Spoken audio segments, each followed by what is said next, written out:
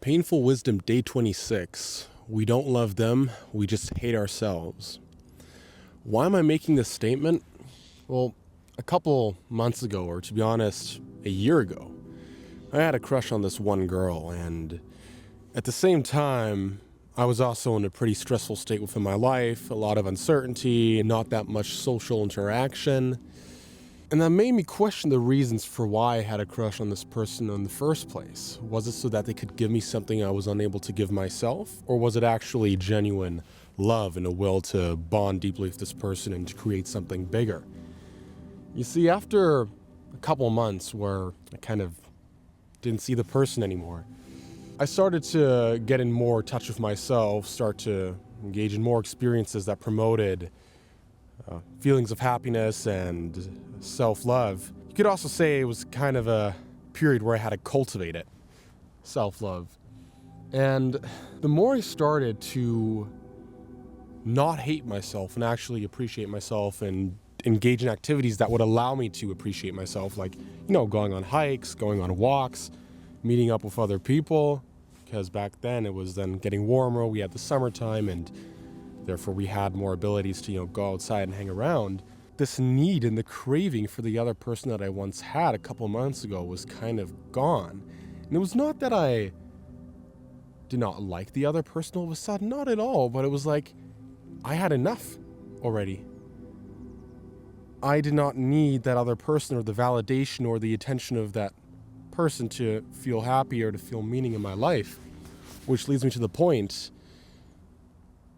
I likely was just into the person and had a crush on them because they looked good, because they had a beautiful smile, but mainly because I hated myself. And it was much easier in those moments to find comfort in getting validated by another person than to validate myself. And I think a lot of us are going through this. A lot of us are in love or into other people for the absolutely wrong reasons. Loneliness is at an all-time high right now within Gen Z. People are at home, working at home, on their phones, reclusive, you could say, and therefore are more likely to be interested in a person for the wrong reasons, mainly to feel close, to be validated, to feel good. Because if we just look at the neuroscience behind all of this, what does another person on your side do to you, especially if you're lonely? Well, oxytocin release, bonding hormone that allows us to feel safe and trusted and allows us to commit to the life we're living, gives us more motivation, you could say. Well, not motivation, that's more dopamine, but dopamine also gets released when the other person is with you, right? Endorphins, so our body's natural painkillers get released. They make us feel happy, make us feel good, give us the feeling that what we're doing is actually something enjoyable.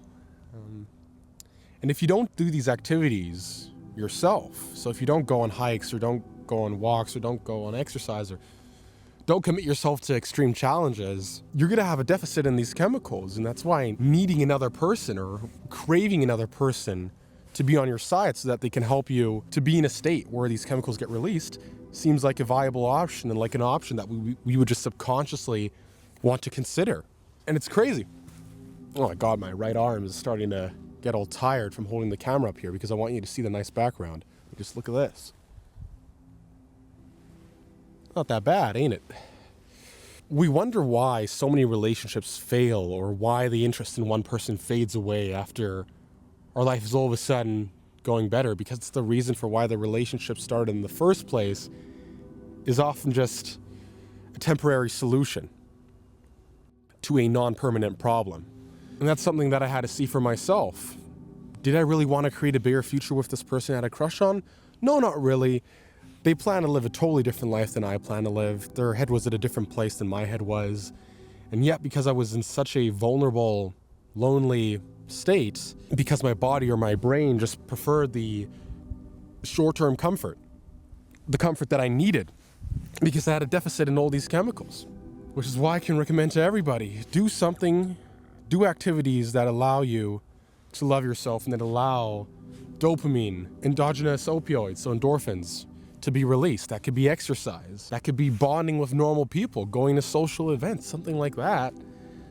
You don't need a relationship to fix all of these problems, yet so many people think they do.